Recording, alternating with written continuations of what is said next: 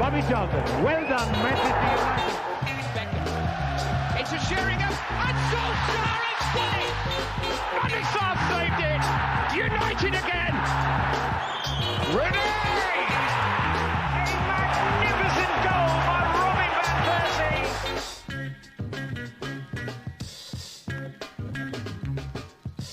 Persie. Welcome to United Hour, your official Red Cafe podcast for all things Manchester United. I'm your host, Nick. I'm not your host, Alex. And I'm Ashwin, also not your host. Yep, three of us on over here.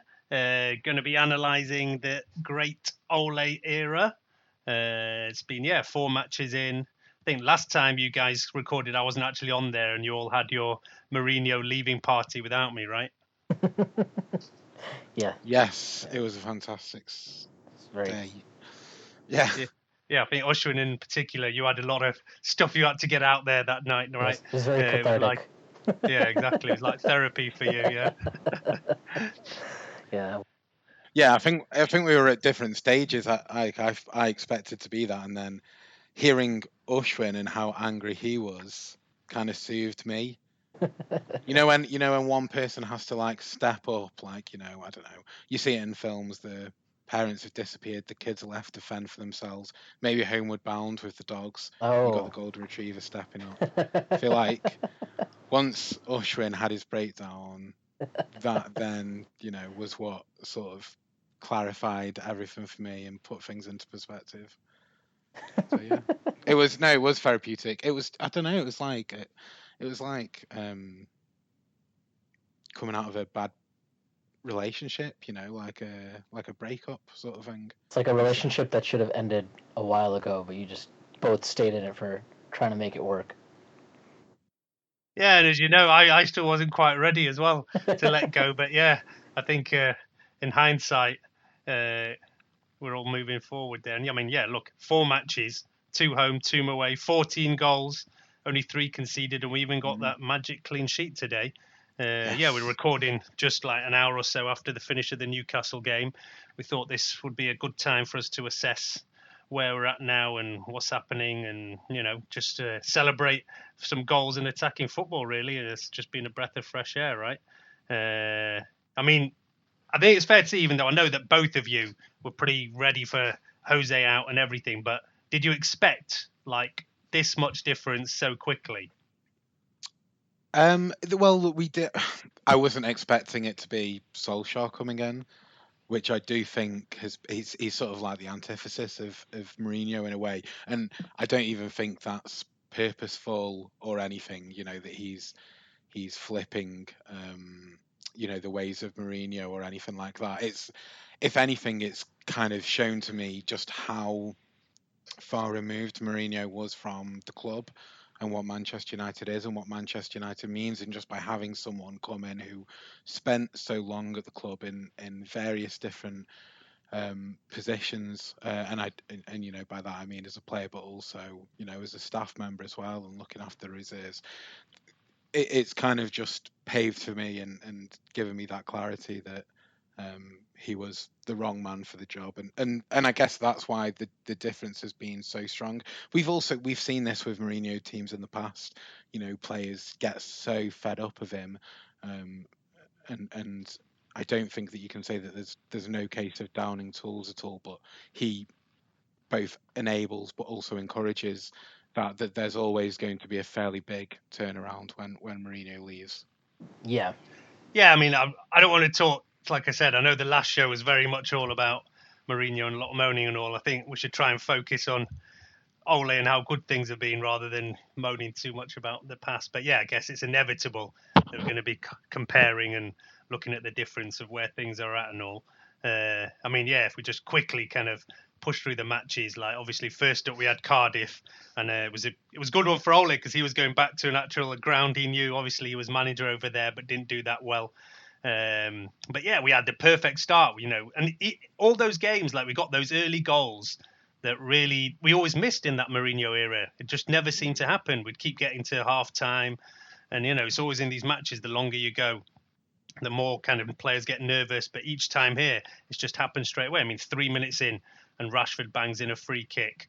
And yeah, by half time, we're 3-0 up or 3-1 up by then.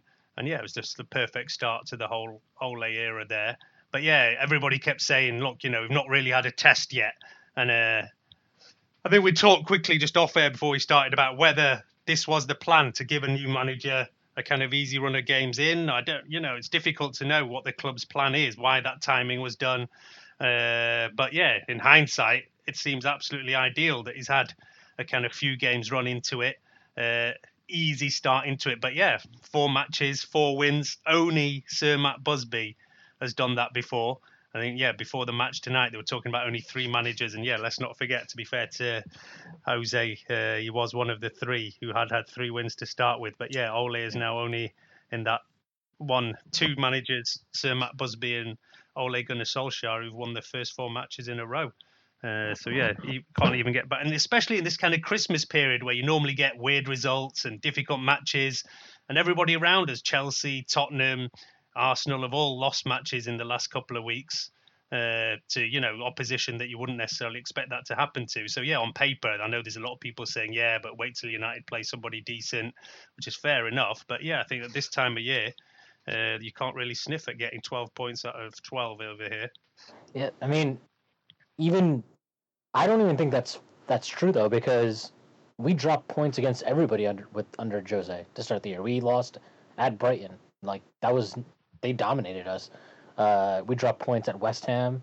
We dropped points at Southampton. If we had kept Mourinho, there's no way we're getting those 12 points. Yeah. I think everyone knows that. Yeah, I don't think that can be in question, right? Even it's not a case of whether we should be winning those games or not. We know that we wouldn't have got 12 points from those games with Mourinho at the helm. It wouldn't have happened. But it's also the manner of the wins as well. Yeah, exactly. Yeah. That's the most important thing to me. Maybe we would have, I don't know, but we certainly wouldn't have done it by scoring 14 goals and making the amount of chances we've done. That for me is really the biggest difference. And yeah, I'm actually shocked myself at how big a difference it's been and how quickly it's instantly seems to have all fallen into place. I was surprised, I think we all were, when it was announced as Ole, but I was really happy that it was somebody who was linked to the club. And I still can't really explain it. I mean, look, let's try and look at what's the actual differences. What do you think he's been telling players to actually make this difference, Ashwin? I mean, he's only had a couple of weeks so far. Let's start with what have been the main differences. So when we're in possession, I think it's very obvious that he's encouraging the fullbacks to get up higher and support the attack. And, I do think, though, don't you think, though, that actually, even under Mourinho, the fullbacks did attack quite a lot? I think they attacked a bit, but it was way more. It was almost like all they were expected to do was run straight up and down. There was no getting involved inside, but basically just staying outside and providing width. Whereas if you I've seen Shaw pop up in the box. I think Dalot almost scored a goal. Right, he was on the end of a cross. He probably should have scored on that, and he didn't put it away. But you would have never seen that under Jose. But more than that, I think what one of the big differences is Jose's entire mentality was, and I don't think he wasn't wrong in that he was like, we're not defensively solid. I don't trust my center back. So his mentality was like, I'm going to be extremely defensive, and neither Herrera or Matic was really allowed to go forward. I don't think it didn't, or if Herrera even played, God knows what the hell lineups he was picking. But if you watch now, it almost is always like Herrera or Matic, one of them will drop into almost as a third center back when we're in possession, and then the other one kind of has the license to get forward. I think I've seen Matic play more forward passes through the lines than I ever saw under Jose. So I think I'm not a manager, obviously. I have no idea what the very specific differences are, but those are just 2 things I've noticed. And obviously the big one for me is just we're pressing so much more, and that's actually really telling, because I remember before a lot of these matches, Jose would say, I asked them to press, but maybe he was, I'm sure he was, but we didn't seem to have any concept of how to do it. together as a team. Like our defensive line would still be way too deep. Whereas if you watch now, it's very concerted effort. Everybody's pressing when we go up, once we lose possession in forward areas, and the defensive line is a lot higher. So you're kind of congesting the field and making it a lot harder for teams to play through. Whereas before we would be almost halfway, like the defensive line would be almost halfway on our own half. So they had so much more space to play through us, and it was really easy to play through us actually. I would say that that's probably the key point. Really, is that essentially it was a half press under Mourinho, even where he wanted the forwards to press. The defense was still one, as you say, deep, but also they weren't encouraged to get on the front foot and to step in front. At least it doesn't feel like that recently. The amount of times where one of the things that frustrated me most about the later Mourinho games was just that it felt that every time a team got the ball, whether it was, it didn't matter whether it was Man City or Liverpool or if it was actually Brighton or Bournemouth, we would just retreat and retreat and retreat and retreat, and they would just keep running at us and passing it between themselves, and we wouldn't attempt to step in front, we wouldn't attempt to tackle, we wouldn't attempt an interception. It was like the whole plan was to rigidly keep our shape and our structure and have those players in place for the low block, and just hoping that they would either shoot from distance or a mistake would be forced, and instead we just encouraged them and brought them onto us. Whereas now the players are clearly encouraged to press high up the pitch, but also the defense is encouraged to press. The defense is encouraged to get in front of their players, and they're encouraged to put a tackle in. Like, I feel like there's a lot more one-on-one defending than there ever was under Mourinho, where it's just a man-for-man sort of momentary thing where they've got the ball, I'm the closest person, I'm going to go and make that tackle. And because of the confidence that we're playing with right now, maybe that's coming off more successful than maybe it would have been under Mourinho when we were playing with less confidence and conviction. But I'd say that's probably the biggest thing from a defensive point of view. Moving forward, it's just in terms of the freedom that they've been given, the expression and the intent, I would say, more than anything else. Even where Mourinho wanted us to attack more, and this is something that you said before, Nick, clearly he's trying to get them to attack more, but it never actually came to fruition in terms of any increased numbers for chances created or oppositions further up the pitch or shots or anything like that. It was just an intent that was never really worked into anything that was effective. Yeah, totally. Because, one of the big things that I was going to say that I see the difference is how much one-touch passing we now see from the team. And I remember, I think it was a few games into the season, I think Lukaku or something had said, yeah, we've been trying to work on more faster passing, one-touch stuff and everything. I think it was maybe after Brighton or somebody where we hadn't actually had I think it was after the Burnley match. Yeah, exactly. And, they talked about this is something we're working on. But as you say, it never really seemed to work out well. And yeah, I'd said a few weeks ago myself that, yeah, maybe it's just not in Mourinho's DNA. He just doesn't know how to coach that kind of thing. It's hard. It's hard when he didn't give them confidence. Like, if they like that Elastico that Rashford had, he would have never, even if he attempted it, it would have never came off under Mourinho, because he would know that as soon as he messed that up, he would either get, berated in the post match, or God knows what Mourinho was saying to them behind closed doors. Mourinho would turn and shake his head at the camera, right? Of course. and it's like, when you don't have any confidence, it's hard to do those. Because the one-touch passing quickly between defense, it's not easy to do that. No matter how good you are, no matter how high the skill level is, it's obviously not hard to pull off. Or sorry, it is hard to pull off. And so, if you're also trying to do it when you're worried about what your manager is going to say or do, it makes it so much harder. So I do, and I also just don't think, like, I believe that he came into the season with the idea that, okay, I'm going to try to be more attacking, but you can't change your nature. Ultimately, like, when there was a slight struggle, what did he do? Immediately, Fred and Pereira were gone. We never saw them again. He started playing these bizarre 3 center half lineups, even with like McTominay and Herrera, who were not center halves. It was just, I don't think that he was able to really see the change that we obviously needed to make. Ashwin, I can feel that you're still not over that Mourinho Yeah. thing. Yeah, there's still a bit of therapy Well, here. no. I'm not even upset. It's just, I don't know. It's like watching the last 4 matches. It's kind of, it's just stunning to see the difference. To be honest. I had a courtesy car once.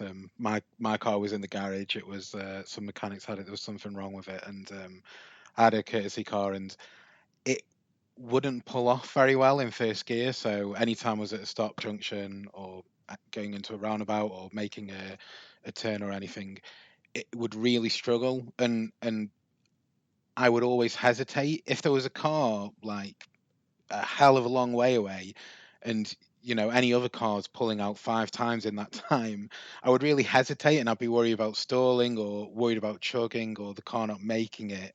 And I feel like that's what United players were doing under Mourinho.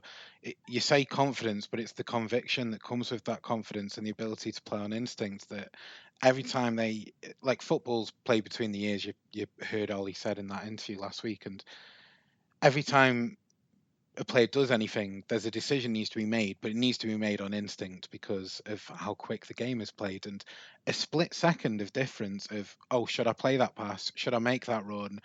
How do I hit this? Do I hit it at all? That can make such a difference in terms of like how successful that ball or that play is going to be. And that's what it felt like. It just felt like there was constant undue hesitation all the time from players. Are they going to lose the ball? Are they going to be berated for it? Are they going to be dropped from the team, as you just said, Ashwin? And I think that was one of the key things that Ollie said in one of his interviews. Didn't he say that he doesn't care if we lose the ball as long as they work hard to get it back, right? Yeah. And you can see the players are doing that. They're playing very direct at times. And they're attempting, like you said, Matic is playing passes that we just haven't seen from him, and it's because he knows that he's got the license to try, and if it doesn't work, then that's fine. It's not a problem as long as he then takes up the responsibility to make sure that he's in position and that he's pressing the ball and that he's continuing to do his job. Whereas in the past, one players wouldn't make the pass, or they would, and they would do something wrong, and then you see players like Bailly and Jones who at that point just fall apart because once they've made one mistake, it just becomes a catapult, and then it becomes a catapult for the team. The team concede one goal, and a few minutes later they're conceding a second because they just never really learn how to cope with that mental reaction, which seems to be one of the key things that we've really moved past. Well, we don't know about that yet. Like I say, we've played teams and we're already 2-3 goals up when we have conceded these goals. Sure, I guess I more mean in terms of the conviction to play those passes, to take a shot, a long distance shot, to do something that under Mourinho a player wouldn't have done. You're seeing that. Well, Lindelof is making like run. He's created 2 chances. I think.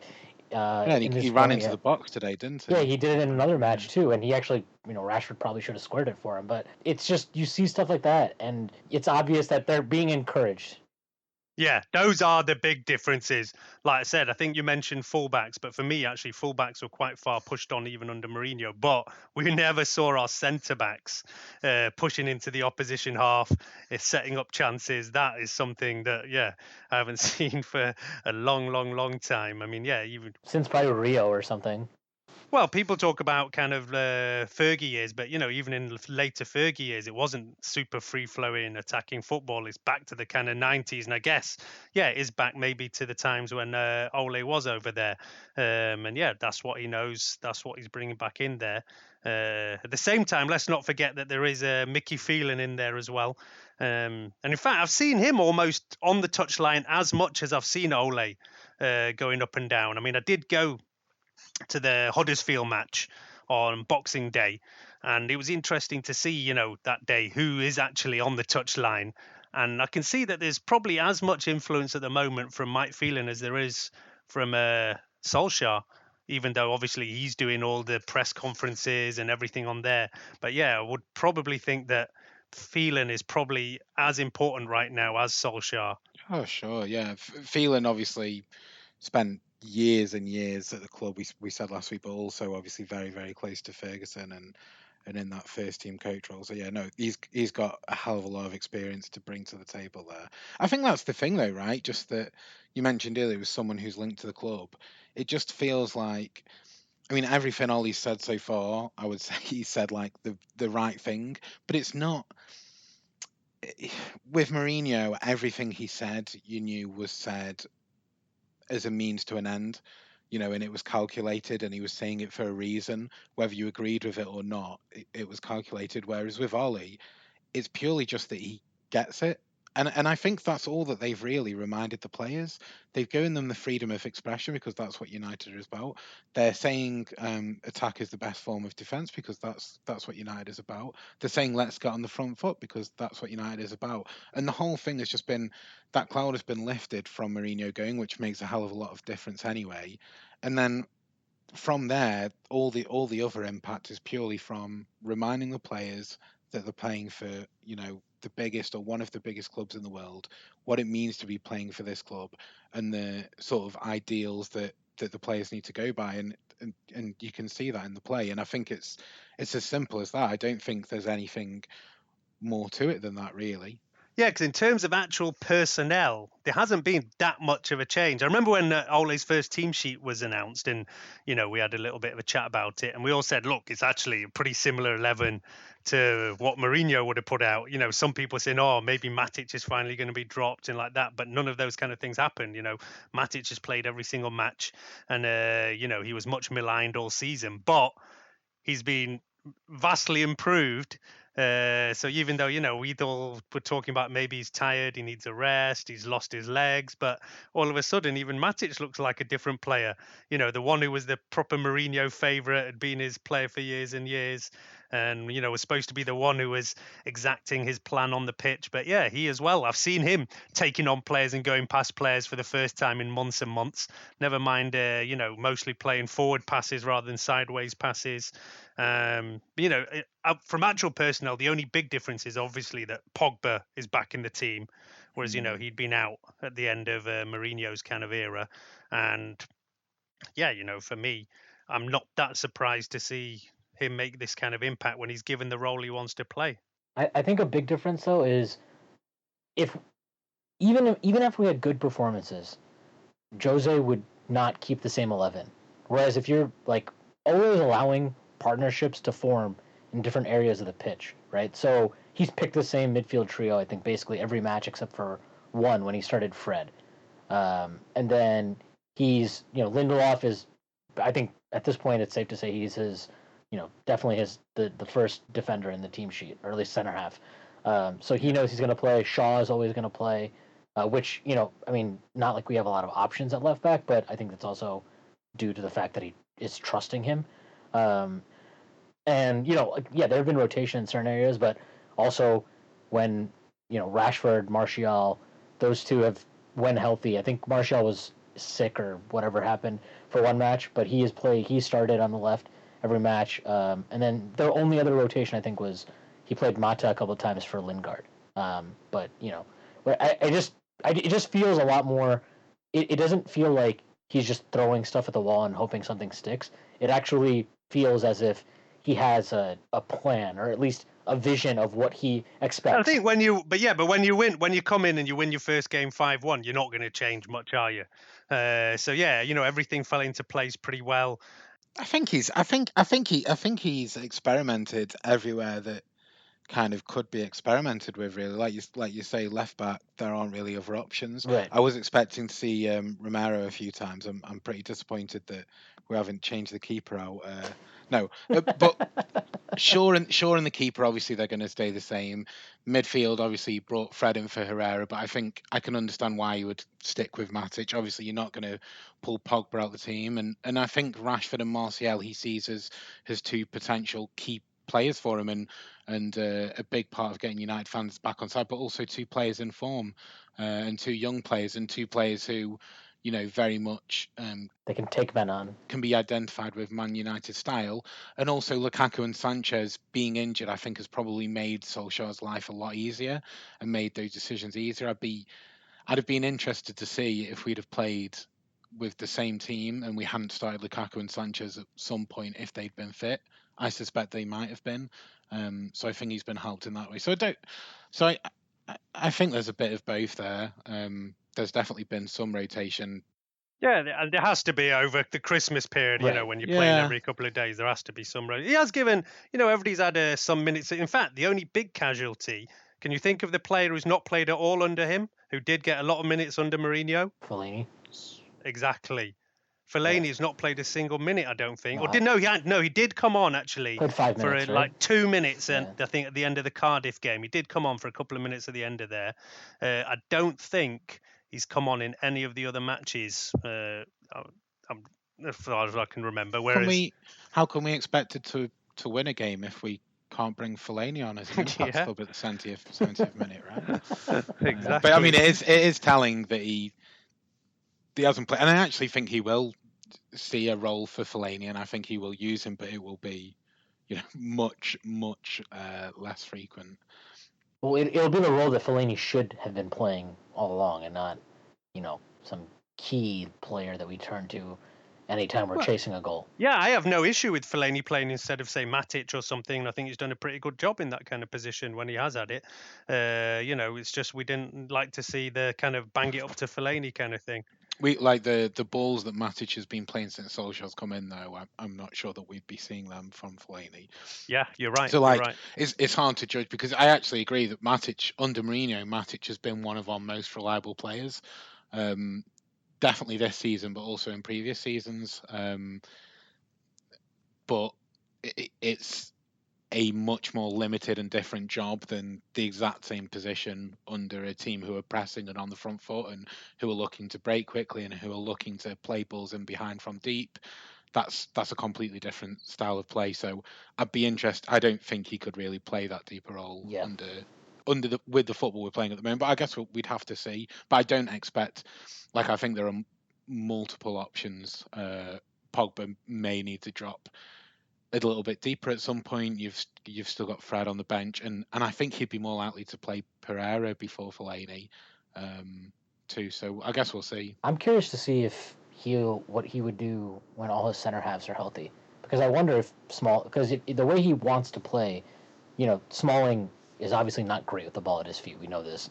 So I'd be interested to see if he would still, how much. I mean, I'm sure he'll still play. It's not like he's going to never play. I think if Bailly hadn't got injured, if Bailly hadn't got that stupid red card against whoever it was against, Huddersfield, was it? I can't remember. I feel like he would have played tonight against Newcastle, and I think that Bailly Lindelof would have probably been Ollie's starting centre backs, because I think he would have seen them two as being complementary of each other, and as the two players who maybe had the most potential to become a partnership for us. So I think that would have been his plan. I'm not so sure about that, to be honest, but yeah, because I think he was giving Jones played, didn't he? Then I think he was just giving different people a chance, and I think Bailly was even maybe lucky to still be on the pitch when he got sent off in that game. But yeah, that's another matter. Yeah, I mean, Jones didn't have a great night tonight, did he? So no, well, he started very dodgily, which is in typical Jones style. But yeah, did kind of recover after his dodgy start. But yeah, I mean, one of the other you mentioned Lukaku and Sanchez, who are obviously coming back in now. I mean, Lukaku has scored in the last two matches, although I'd say I didn't think he played particularly well apart from getting those 2 goals. Plus Agreed. Sanchez as well today got an assist, but again, apart from that, I didn't see too much in him. But all right, it's the first match he's played after being out for a while, and look, let's give them both a chance. But really for me, the forward line I want to see for us every week: Pogba, Martial, Rashford, Lingard. And it excites me. And 3 players who come through like from United youth as well. Martial has been with us since very young. I mean, it's everything we need to be about. And seeing the kind of 4 of those interchanging, freedom of movement. I mean, that for me is the big difference and what I want to see every week. And look, let's talk about Marcus Rashford, because Alex, didn't you want to send him on loan a couple of weeks ago? I mean, I was kind of right. It was send him on loan unless you can loan a manager in, which I don't think anyone was expecting. Yeah, I mean, I did, because I didn't feel like There was two things, in fairness. One was that, I didn't think he would ever get a real chance at number 9 under Mourinho, but even more so than that was that even on the I would even think that Rashford could be very, very worthwhile to us on the wing under Solskjaer, because he's not stuck to the touchline, he's not playing really deep, and he would have the ability and the freedom to roam forward, to get central when he wants to be, to play 1-2s, to interchange, all that stuff that could actually enable him to become a very successful and effective forward player from out wide. Obviously, Solskjaer himself had spent a lot of time out on the right wing, and it was a different role and position then, I would say. But even so, if there's anyone who could maybe help him with that game, whilst also maintaining or bringing to Rashford's game that ability to be calm and composed in the box, as we saw tonight, that maybe it's him. So yeah, I just didn't feel like he would ever get that chance, and he would be able to develop his game. And in all fairness, like, since Solskjaer's come in, he's been fantastic. But yeah, actually, Rashford was actually playing pretty well even before Solskjaer came in, because he played those 2-3 matches.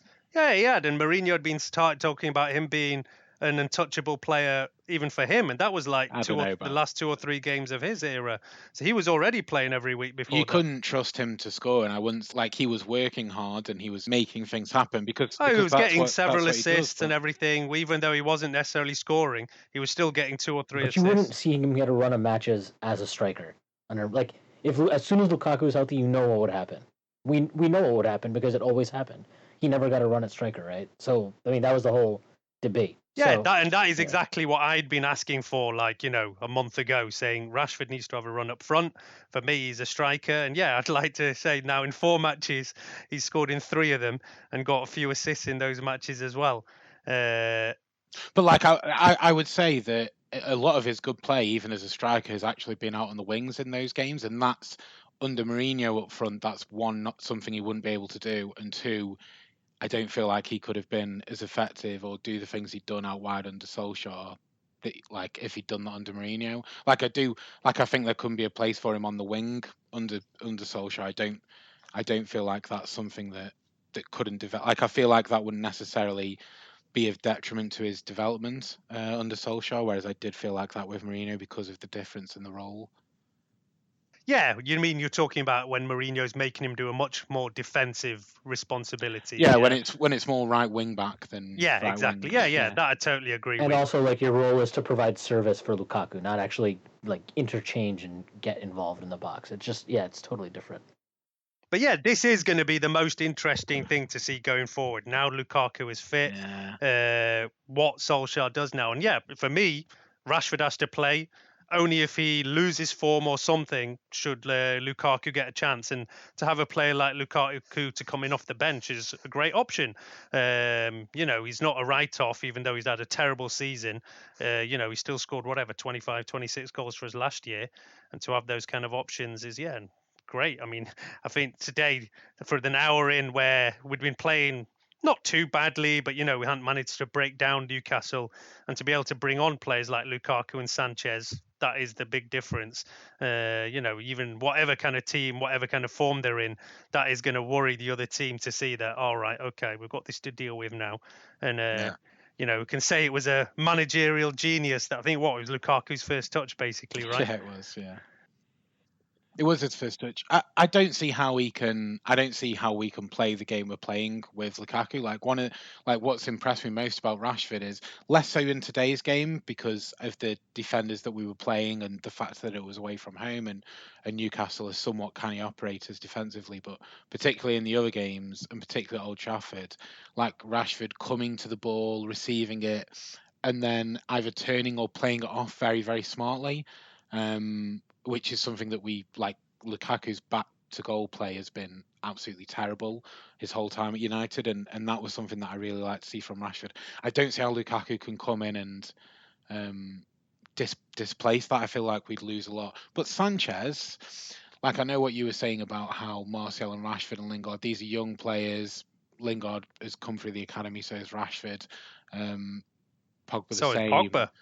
But Sanchez, to be fair, he's a world-class megastar he's before his time under Mourinho, he was truly worthy of the number 7 shirt and of that, like, he's that caliber of player, and he's a player who loses the ball a hell of a lot, but he's got the ability to do something spectacular and special, and he can be a 25 goal a season man from the wing. So, well, listen, that's like maybe 3 years ago. Yeah. well, we don't know, do we? We like No, we don't. We'll see. But yeah, 2 we've years not seen ago as any of well. that, and he didn't even do that under Arsenal the year before coming to us. So, yeah, look, we'll see. For half a season, he didn't do it at Arsenal.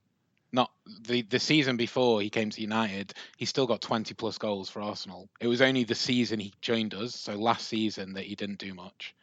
Yeah. Yeah. So he's only had Yeah, one. yeah, He's only yeah. had one season of not being a 20 plus goal player in the league. Bear that in mind. He's only one season out. Yeah, but anyway, listen, we haven't seen anything. I don't think it's even worth talking about at the moment. Whereas, for at least for Lukaku, we have actually seen him last year score goals for us.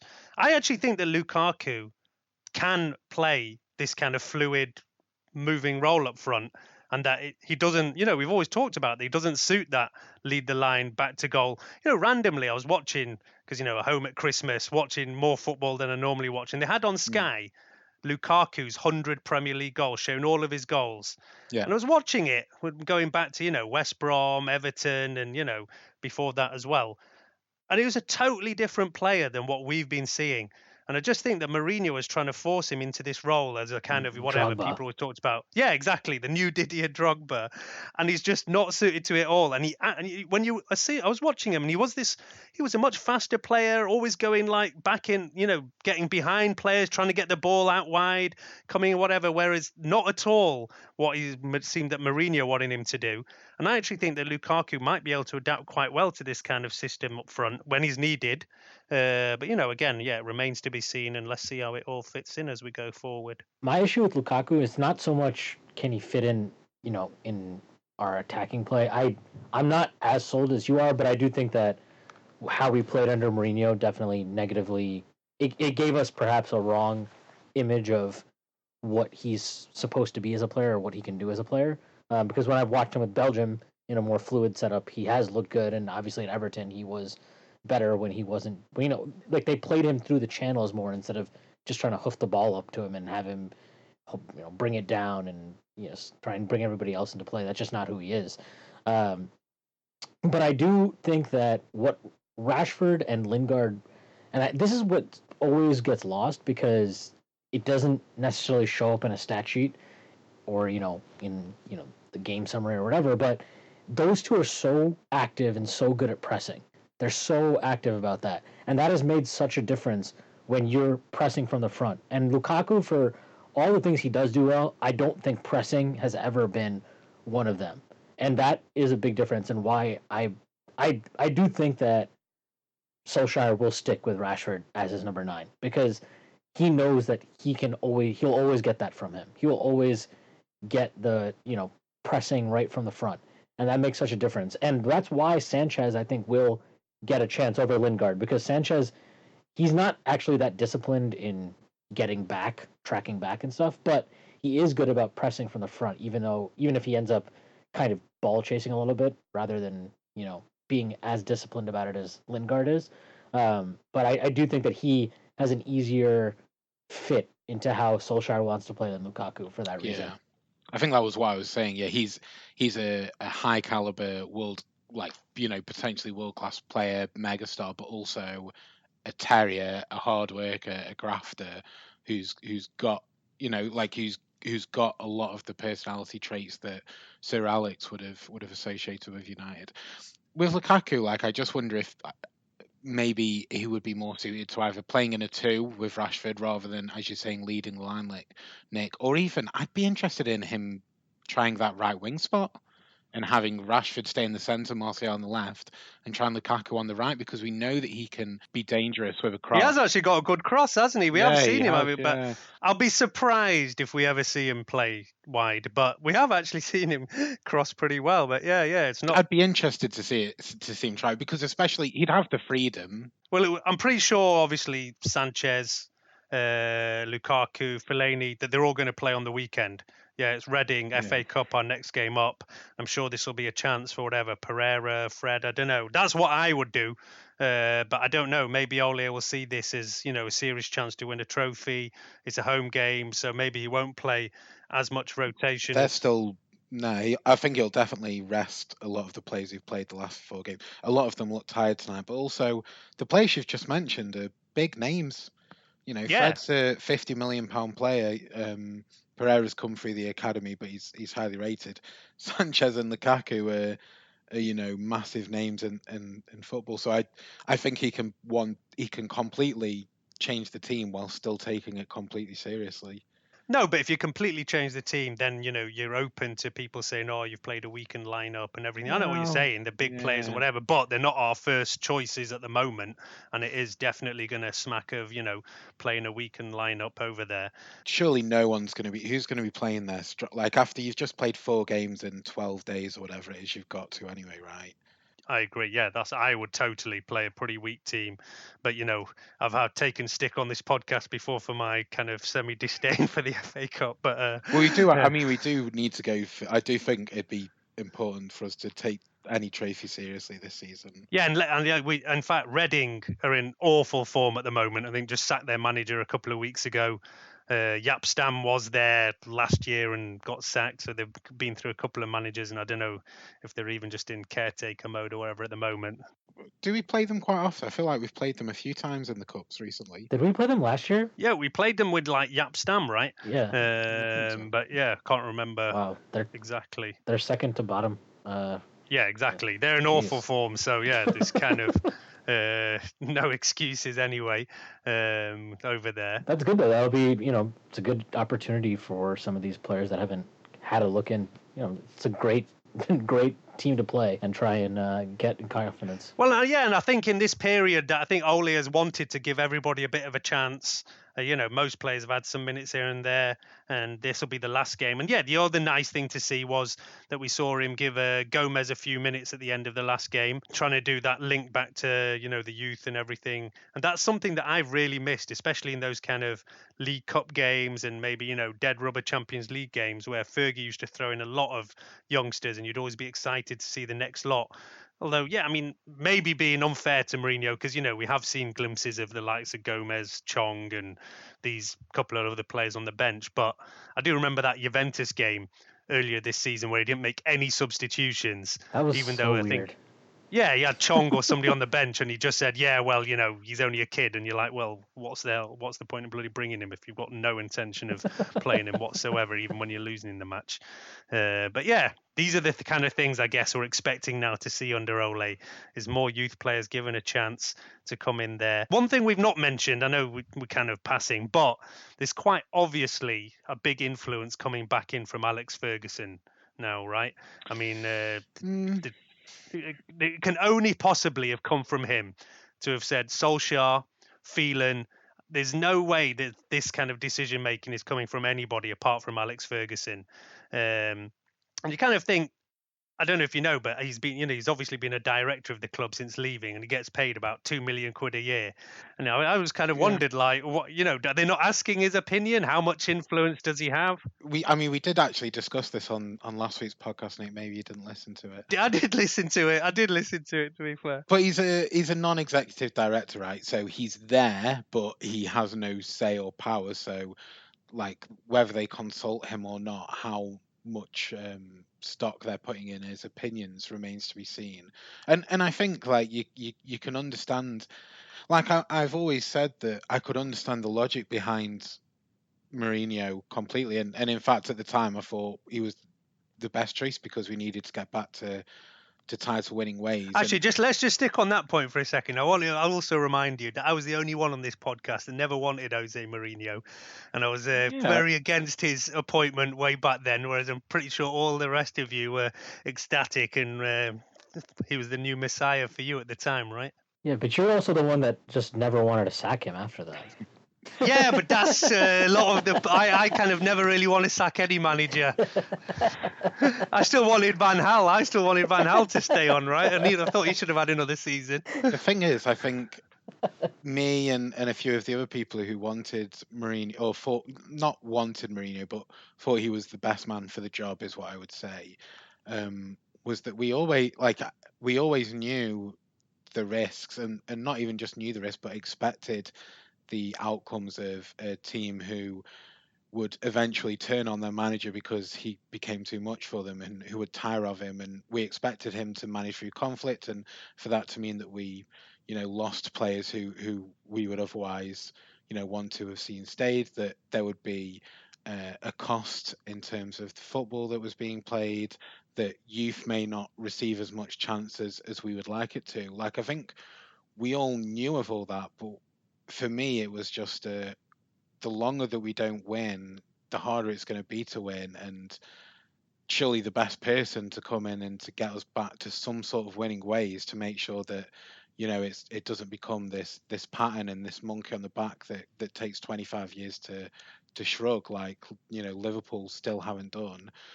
We need to get someone in, and there's no better person than someone who'd won the league less than 12 months before, which he'd done at Chelsea. So And he won the league with every club. he'd won the league with every club, and apart then from us, first time. But last season, he, it was one of them where he didn't do good enough, but at the same time, he got enough points that would have won the league in many of the other seasons. So his methods in the first two seasons to get us to that point, you could kind of say were somewhat justified, because in many other years he might have won that trophy, and you can't really account for how amazing City were last season. So, like, I still think that even with how it's turned out, you still see that logic playing itself out. It's just it didn't happen for us, and that's a shame.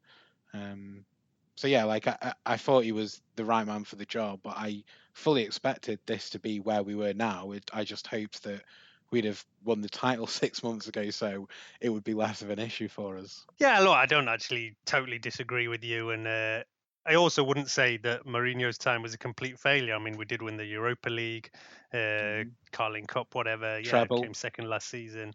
Yeah, exactly. So yeah, it wasn't a total failure, but yeah, as I said, I never really wanted him, and yeah, for all those reasons you just said. And the biggest one was always the style of football. But yeah, now we're seeing what we all say, and there has been these questions, on Red Cafe. I've seen a lot of these kind of threads where people say, well, what is the United way? And I think now people kind of maybe understand that this is the United way. But yeah, I still always find it a bit bizarre when I see Solskjaer in these press conferences and all. I don't know about you guys, but almost doesn't seem to me like he is a manager, or that I agree. It seems that, like, just a some fan. somebody's like, they pluck somebody out of the crowd and go, right, you're in charge for a bit, do what you want, I still get that kind of feeling. But yeah, are we being unfair to him? I mean, I know Ed couldn't make it on the podcast tonight, but yeah, he wanted to ask the question off the panel tonight that, do you think that he should have an option of being the long-term manager, or however well he's doing? Do you think that we really have to look at somebody else to be taking us forward? Just quickly, I'll let Ashwin answer first, but it was based on performances, like how, like the play, I think, because we actually asked the question last week: if he won the Champions League, should he stay on? And me and Ashwin said no. But I think Ed's point was more. But that was even before we'd kicked the ball under him. Yeah, so sure. 4 matches in now, it's I think there's a bit more to go off and think about. And sure. Surely not. I mean, I definitely didn't expect anything to have gone so well. 4 wins, this many goals, and whatever. And I'm sure neither of you two guys did either. Oh, 100%. So have you reassessed that? Do you think that he should be in it with a chance of being the full-time manager? Yeah, I mean, if as it's like, okay, yeah, as long as if the performances continue to be positive, and I think it'll show a lot how we do against the top teams, and not necessarily the results, but just the approach and how we take those games. Because under Mourinho, it was extremely reactive, right? We're always kind of trying to sit back and play on the counter, and very direct, not really committing many numbers forward unless we fell behind, and then you have to kind of go and chase the game. So it'll be interesting to see whether we go into one of those matches and are able to dictate the terms, right? How is the match going to be played versus being, just kind of taking it as it comes. So for me, that's the big thing. But if these kind of results against, teams that we quote unquote should be beating, if that continues to happen and Martial, Rashford, Lingard, the young players are progressing under him, then why not? Because that's ultimately what a lot of people's issues with Mourinho were, right? That he was not maximizing the talent, essentially, and not just that, but also not approaching matches in a way that is appropriate for a club of Manchester United's stature. So if Solskjaer can do those things, and if he is willing, to keep Rashford as a 9, assuming he continues to perform in that role, and use Lukaku as a super sub, I think that would speak volumes about the type of manager he is. And I believe that he's actually done well. He obviously did not do well at Cardiff, but he has done well at Molde, which I'm not that familiar with the Norwegian league, but they're one of the top teams. So it might be that I don't think he's even done that well, though. He did win the championship over there when he first went, but I think it's about 5 years out since he's actually won the Norwegian league. Didn't he actually? They almost beat Valencia, I think, or Sevilla or something. They have won it again. Yeah. I'm sure they've won it again, and they've been second a few times. But at the same, they're kind of a club who you wouldn't have expected to be winning the league before he went, but also they're a club who maybe now are expected to. I don't know. It's kind of like a for par thing, and also it's just such a hard comparison because of how different they are as like in terms of stature.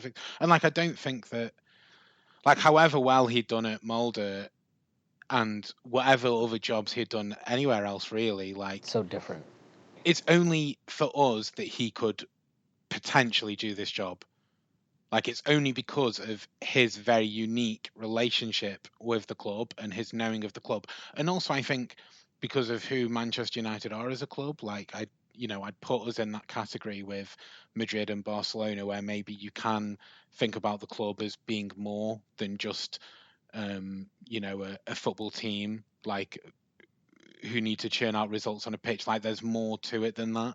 There needs to be more of a getting the club. It's not just about coming in and being pragmatic and winning, which you can get away with, I would say, at any other club in the world. At United, you can't do that. You can't just come in, spend the money on big players and win, and that's all you need. There needs to be attacking football that goes with it. There needs to be giving youth a chance that goes with it. Like I do think that there are qualities there that don't exist at many other clubs in the world. And it's only because of Ollie's unique relationship with us that gives him any sort of authority or qualification. Like he wouldn't if Bournemouth or someone had hired him tomorrow, I'd have said that's a terrible appointment. Not a terrible. It would have been like that's a complete risk. There's no reason to think that he'll do okay there. There's no other club where I'd be saying this could work really well. But for us, it can because we've got the players, and he will get backing. He will get backed it. Yeah, and you see with like. I think there are examples. You saw it with Southgate in the summer with England, but even like Ancelotti has always been this where sometimes it's not about having that extra tactical nous. Sometimes it's just about being very holistic in your thinking, very inclusive with your players, and just getting the most out of the players and the talent you've got. Like you were just saying about Mourinho not being able to do that, and less about those intricacies, which probably makes the big difference between a good manager and a great manager. And for the task he's got right now, then that's all you need. If United want to be serious contenders for going for the title every season, with how competitive the Premier League is, I don't know if that's a risk too far. I think Barcelona and Real Madrid can get away with these more family type appointments than us because they've got the best teams in the world, but also they're in a much less competitive at the top league than us. At United, if when you really need to be making sure that top 4 happens every season, and this will already be one season out, it does seem like a massive risk to me. to keep him on beyond this season. But I think sorry if you did just mention this. Did you just say this is one, so you think we're top 4, it's not going to happen? I don't think it will happen this season. I'm not saying it won't, but I don't think it will. But more just like the moving forward with how competitive the league is and with how... By the way, Alex, actually, you might not remember, but just to be fair to you, I think maybe 2 months ago, we all gave our predictions of where we were going to be at the end of the season, and you were actually right. At the end of the season or at Christmas? At the end of the year. Hey. And I think, you had said 6th I had at the forgotten, time. So thank you. Yeah. You see, I don't only remind you when I was right. Well, that's what I was expecting. I just wonder if it's a step too far. But sorry if you did just mention this, Ashwin. I don't think so though. Like, one of the things that was key in the podcast last week was that, for me, in fairness, the manager of choice, beyond Pochettino, because I think there's potentially something special there, beyond him, it's less about the manager and more about bringing that structure into place and making sure that we've got that director of football in, and that we've got this sort of much more fluid, longer-term approach of, this is the profile of player we want, these are the characteristics and qualities they need to have, this is the cohesion and the chemistry that we're going for, and how we need to make sure that players are interacting and engaging with each other. This is the dynamic that we're after, and it's more of that holistic, inclusive thing than lurching from manager to manager. And if you get that structure right, then maybe that allows for these hires like Solskjaer, right. And it's more conducive to that sort of success. With how United are built at the moment, and without that in place, I think you need someone like a Pochettino or a Klopp or a Guardiola who has that very, very strong vision and philosophy to come in and to do that for you. Yeah, I think we've all agreed on that, right? And I think even when I was kind of saying, I was the last one not to go Jose out, I think I was saying at the time that for me, the more important thing is to have big changes in the whole structure above him, and it can't just be about the manager. And the club is making the right noises about that at the moment. The general kind of idea seems to have been Ole's coming in. They've said until the end of the season. I think Ed has now said that there will not be any other managerial announcement until the end of the year. Apparently there should be a director of football coming in the not too distant future, and they'll be working with him to bring in a long-term manager. And that all sounds really good to me. Of course, it depends who is the director of football, and I saw Peter Schmeichel throwing his hat in the ring the other day, and I'm not too sure that he is the right one. But based anyway, on what qualifies him to do that job? He played at Manchester United. And I would actually love it to be somebody who was an ex-player. I don't, but I think Van der Sar will probably be. He's like outstanding candidate because he's already in that kind of role at Ajax already. I think in the past maybe players like that who could do a good job there. I know Brian Robson is like a club ambassador at the moment, but you know what club ambassadors do is absolutely nothing. They go sit in they sit in the VIP boxes, have a drink with people pre-match. Maybe he's sent out on like the kind of summer tours to America or Australia or wherever. Whereas other clubs, these kind of players, that'd be your dream job, right? United ambassador.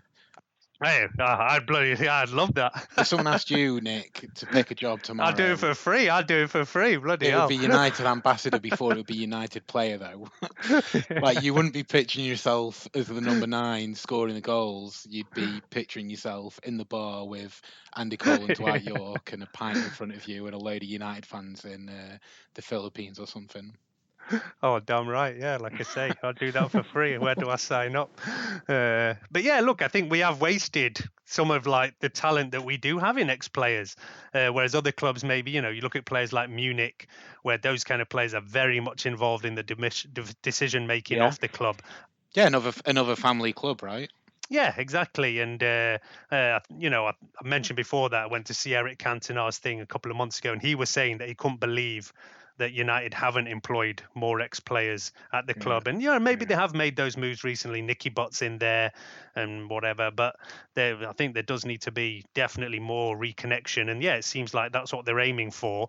And I'm assuming that a lot of this is now being orchestrated by Alex Ferguson, although the club haven't fully come out right and said it. But Ole mentioned he's been out on the training ground for the first time. And that's great to hear. It's hard to know. Some of that is kind of like, some of that could just be the PR of it. Well, I think even for the players, that if Ferguson's even turning up just to say hello, like, when you talk about confidence, mentality, it's going to make a I think big that difference. happened under Mourinho, right? I feel like Mourinho invited him to train. He did that the first year. He told him to come on the bus. And... Yeah, like it's just it being Ollie means that you've indirectly got a hell of a lot of Fergie influence, right? And that feeling, Fergie era feeling about things. I think it's also just that entire staff. I think you touched upon this on the last podcast, but Solskjaer, Phelan, McKenna, and Carrick. There's no with Mourinho. I think that a lot. He is definitely, obviously, very into his own image and everything, and that's fine. I don't actually think that's always a bad thing, but it definitely became a bad thing towards the end, where it always, even when he was talking about I care. I think he said something like, I'll always care about the future of the club more than anybody else and stuff like that. But you never really believe that. Whereas with this current setup, obviously we still have a lot of work to do, and we've just finished talking about it, getting the entire footballing side right. But you do feel as if everybody, sure that maybe they have their own egos, but genuinely all four of them want the best for United as a club.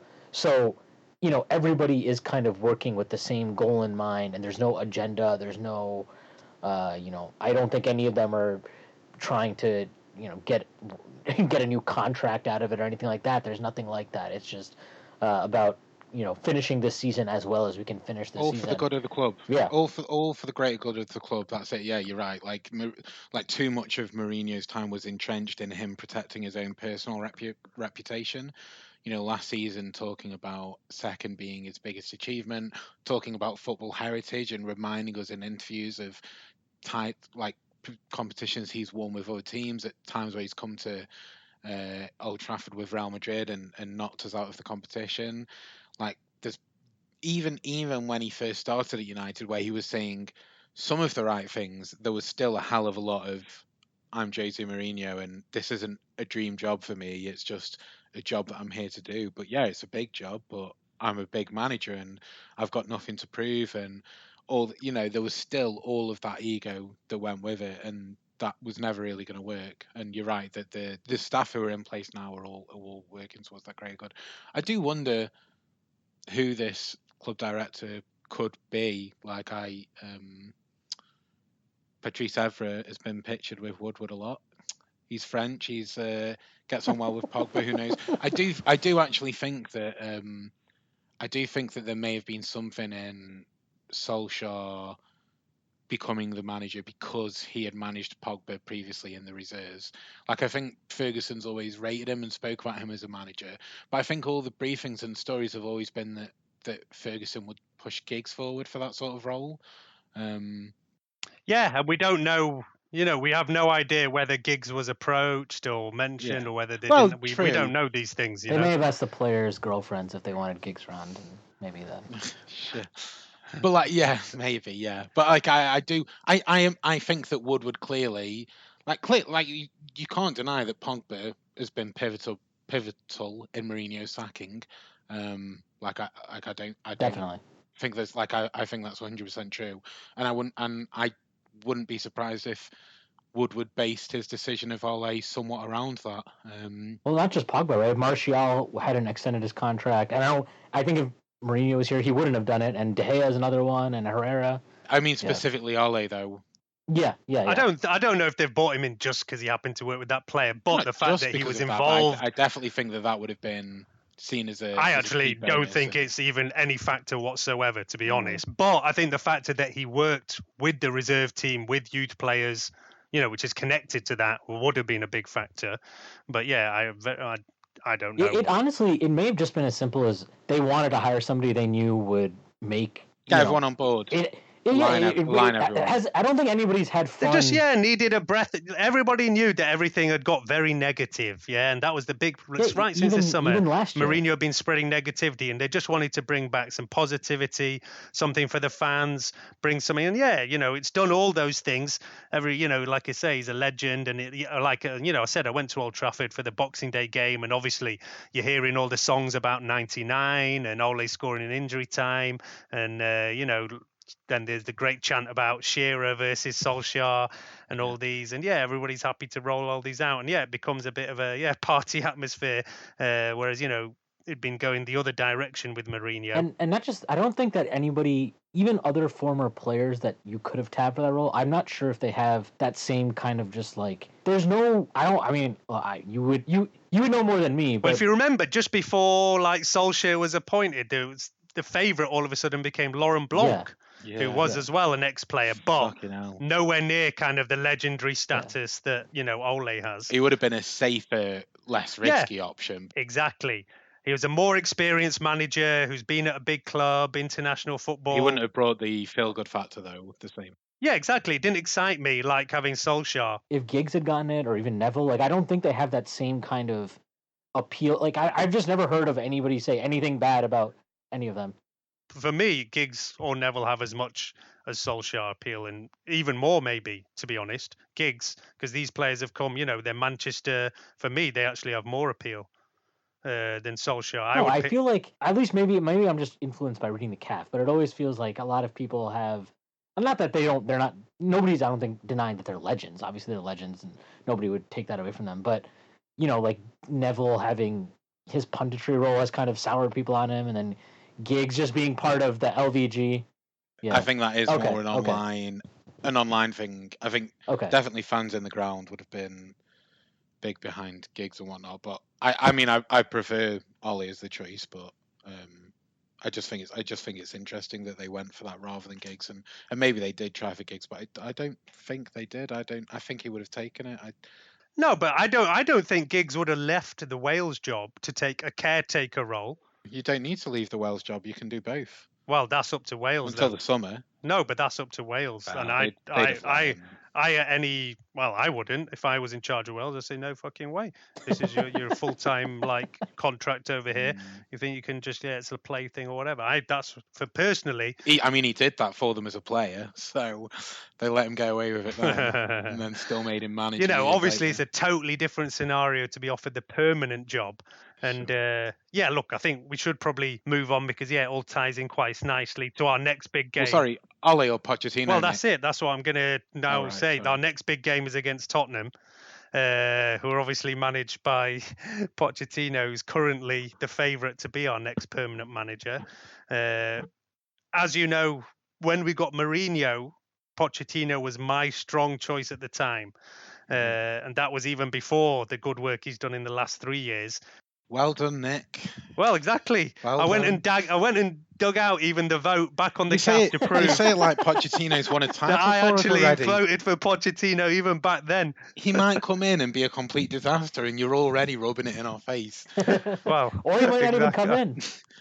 Yeah, look, he might not. And I actually had a big comment, not argument, but a Spurs friend of mine was very upset that I was kind of just suggesting that Pochettino would come to us if we wanted him. He was like, no, why would he go to United?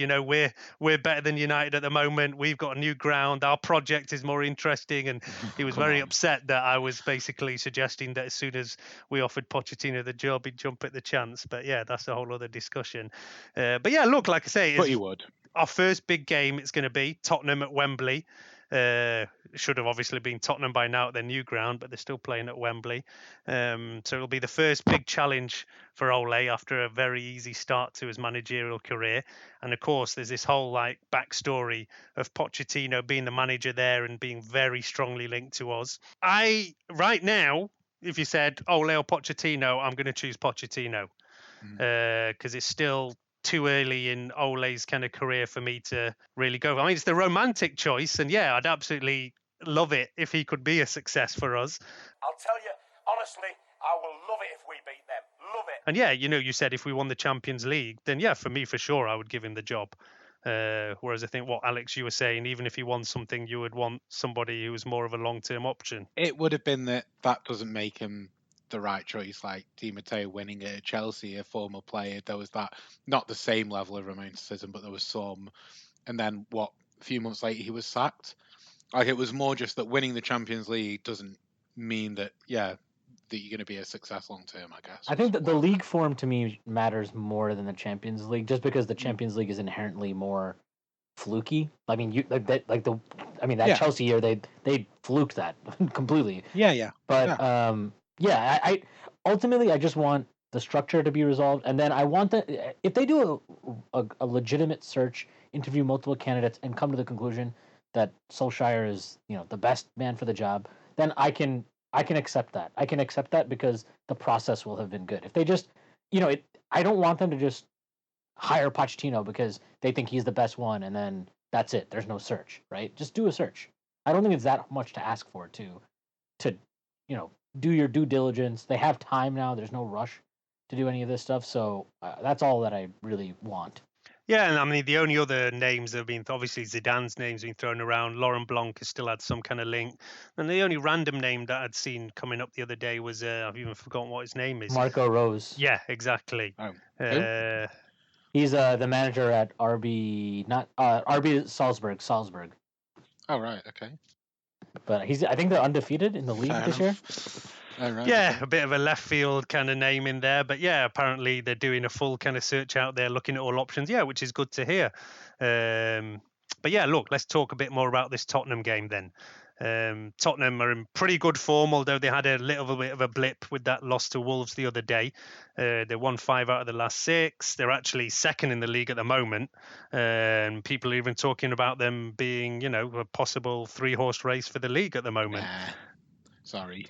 No, you're not having that? No, sorry. Spurs they're not winning the league.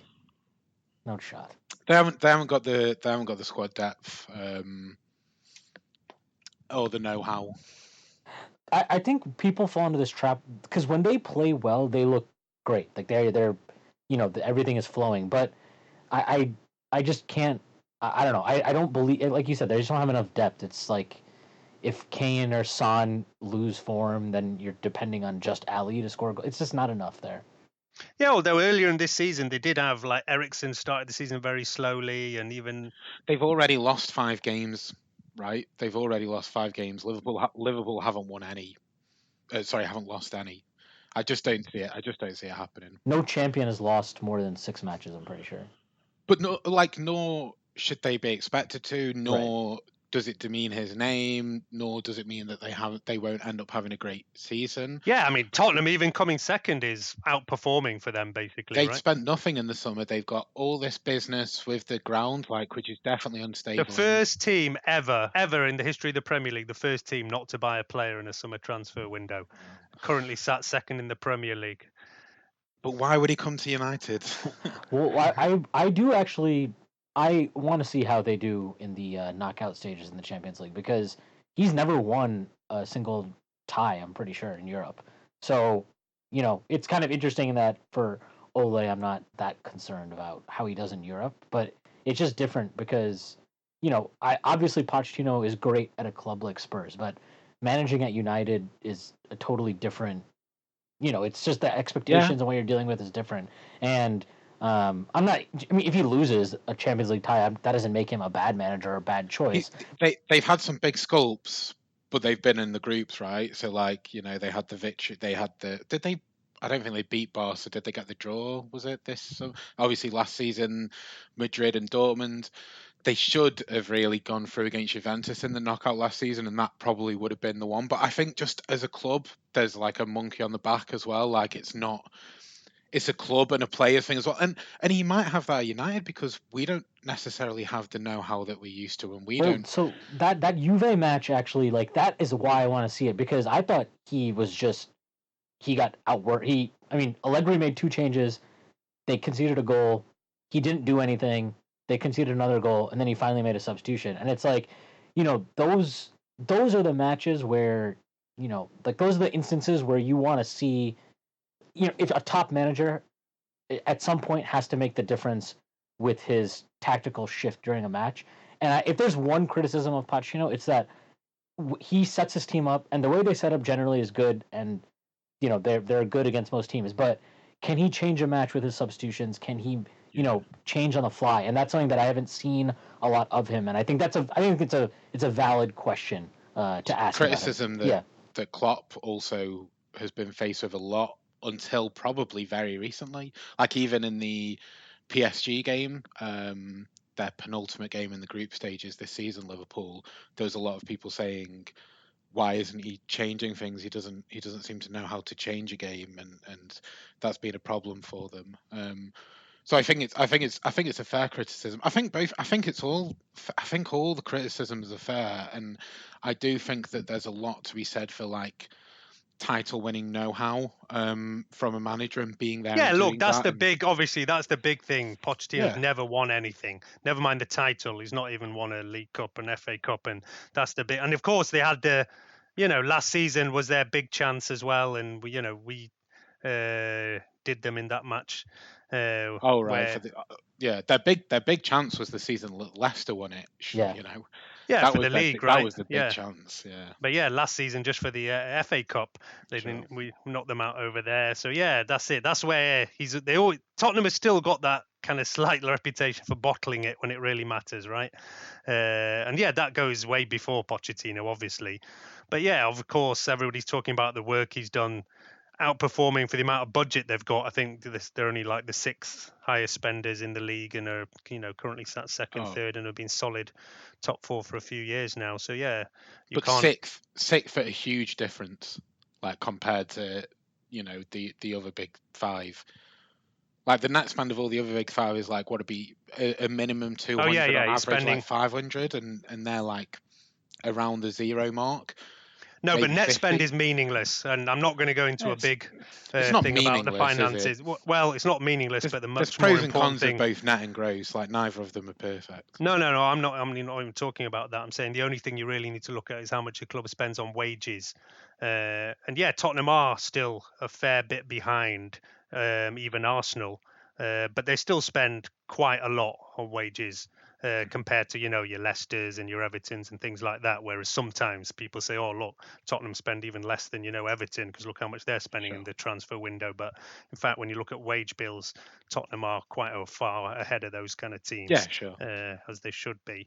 But yeah, look, it's undeniable that he's outperforming based on budgets and things like that. But as you say, going to a team like United, where you're expected to win Champions League, leagues, and all that, is a whole different deal.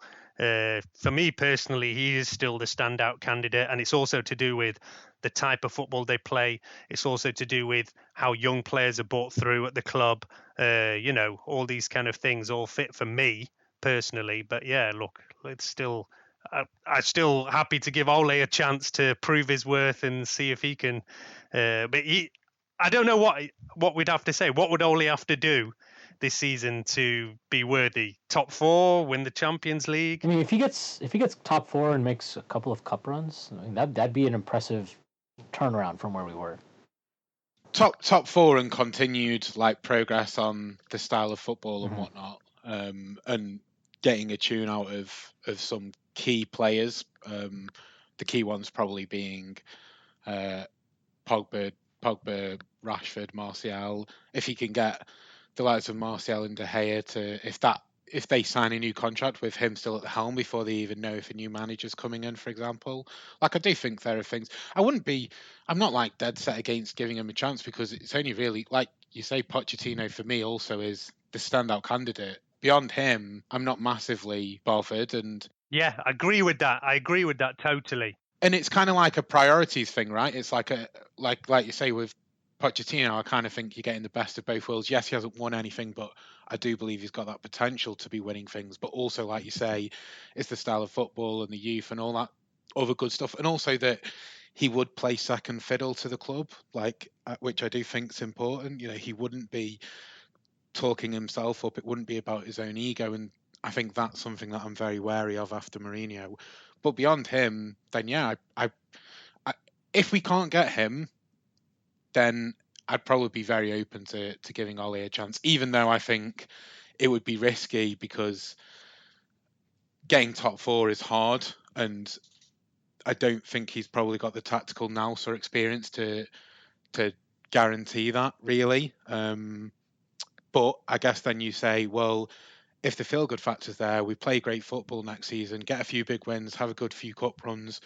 Maybe we'll miss out on fourth, but the journey will be fun, and that's what's important. Then maybe that's something that some fans will be okay with. I don't know. Yeah, I think that's probably a good point to look at closing the show. As usual, we're way over our 1 hour kind of aim for the show. But yeah, there's just so much to United discuss. hour and a half. Yeah, exactly. Well, there's just so much to discuss at the moment. Yeah, way too much to discuss. And yeah, we could go on for a long time on all these subjects. But yeah, unless you guys have got anything major extra to throw in there. As I say, next match coming in, we've got Reading in the FA Cup. And then, yeah, the big one, Tottenham at Wembley, which will really be the first test for Ole. I think, yeah, we'll wait till after that game for our next show.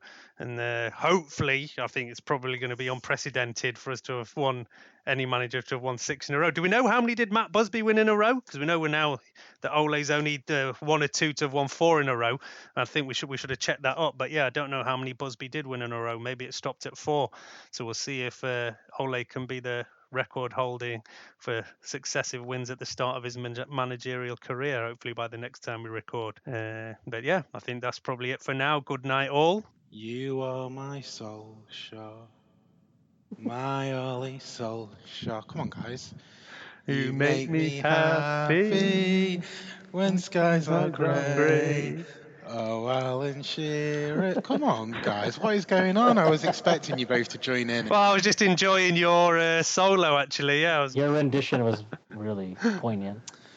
Was fucking dearest, so please don't take Solskjaer away. Yeah, as I said, we had many renditions of that on Boxing Day, and I'm sure we'll be hearing that round the crowd for many, many a week. And hopefully on a winning day at Wembley next time we record. See you all then. Fingers crossed. See you later. All right, good night.